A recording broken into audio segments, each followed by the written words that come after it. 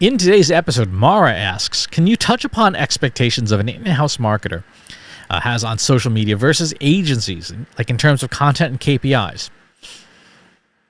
I would say the expectations are or should be the same, which is some kind of result. Depending on what the mandate of social media is, will determine the metrics. For example, if brand awareness is your KPI, then in your marketing mix model or your attribution model, you should have some kind of brand awareness outcome metric that says, yes, we're achieving brand awareness.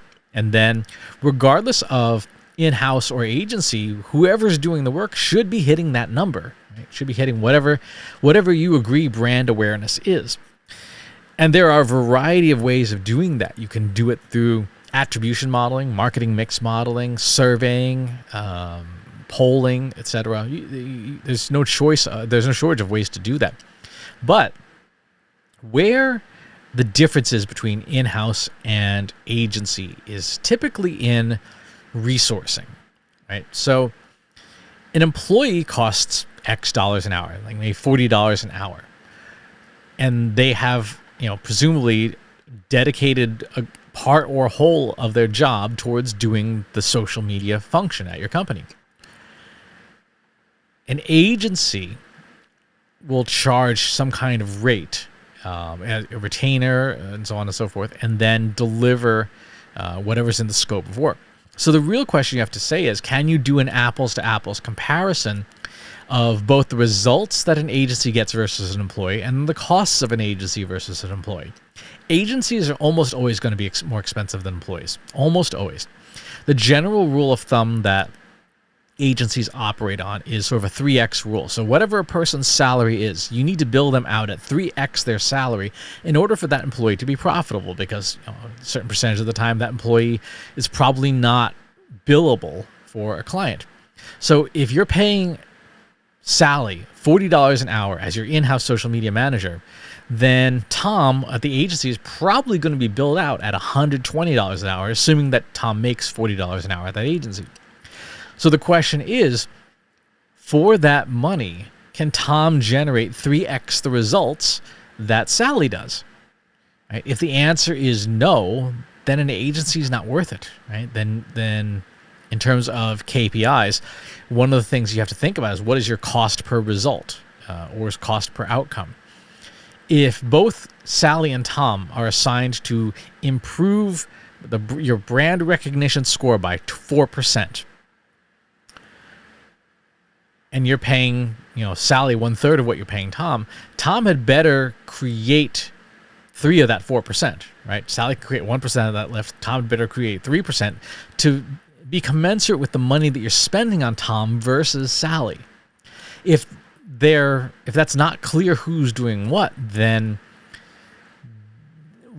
you've got to figure that out with a more sophisticated analytics solution to help you understand, yes, this is what Tom generates, this is what Sally generates. If you can't do that, you may want to pause one or the other. Maybe reassign Sally to some different work and then see, how much of a delta there is between the work, the result that was happening when Tom and Sally were working together versus when you reassigned Sally maybe to organic search or email marketing. And it's just Tom at that point at the agency generating the social media results, the KPIs you care about. If you do that, and you see that suddenly instead of 4% lift, because Sally was doing 1 and Tom was doing 3, you should see 3% social media lift because Sally's gone and Tom's got the other 3%. If you go down to 1%, then Tom wasn't carrying his weight, right? That the agency was not doing what it was supposed to be doing. That's the trade-off between an agency versus in-house. In-house, like I said, is almost always going to be cheaper because you have the full-time employee. The challenge is, do you have the budget to maintain that head count over the long period of time you need to make social media KPIs worthwhile? Social media KPIs, if you're doing them well, are going to be things like brand awareness, are going to be things like lead generation, and those metrics take time to create. Right? You can't just hop on Twitter tomorrow or put up stuff on TikTok tomorrow and expect overnight results. That almost never happens. more often than not, it takes sometimes a year, 2 years, 3 years to ramp up your production and work the kinks out so that you can create great results consistently. And so if you're going to hire an in-house social media marketer, one of the things you have to ask is, can we maintain this presence for 3 years with this, this full-time employee? And you ask the same question of your agency too. You may change agencies, but your expectations are that an agency will create that outcome in a commensurate with the budget you give it. So maybe you allocate $5,000 a month internally for a social media resource, and you allocate $10,000 a month for an agency resource. It is not unreasonable to say the agency resource had better generate 2x the results the in-house resource does, because we're paying 2x the money. If they don't generate that result, it might be time to switch to a different agency. More important, it's great and important to be clear up front to say, like, this is what we expect. These are the results we are trying to create.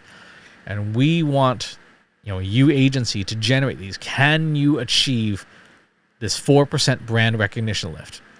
Right?